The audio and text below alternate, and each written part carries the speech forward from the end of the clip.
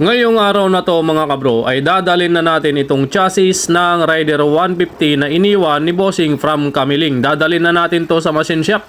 Ayan, dala-dala rin natin yung gulong sa harap, dalawang telescopic at syempre pati yung mga leg shield tsaka batok niya, yung flarings niya mga kabro. Dadalhin na natin to sa machine shop. Ayan, nandito tayo mismo sa highway mga kabro. Ayan, kitang-kita nyo naman highway ng Barangay Apulid, Panigitarlac. Ayan no, Barangay Apulid, bagong Apulid mga kabro. So punta na tayo kay Kuya Alan Mendoza. Sa kanya na natin dalhin tong sigunyal.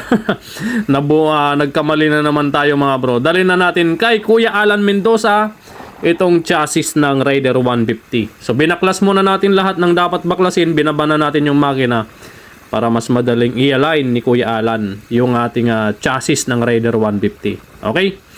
Ayan, pakita ko sa inyo mamaya mga kabro at abangan na lang natin ang resulta kung mahihilot pa ba itong chassis ng Rider 150 na to. Okay, shoutout kay Bossing from Kamiling, Tarlac. Ayan, so update na lang kita ulit kapag natapos na itong iyong Rider 150. Okay, so pakita ko sa inyo pagdating natin sa machine shop. Ayan, so nandito na tayo sa machine shop ni Kuya Alan Mendoza. Kitang-kita nyo naman yung chassis niya. Naging kuba mga kabro. Sumobra sa pagkakuba yung kanyang chassis mga kabro. Ayan, baluktot na baluktot yan.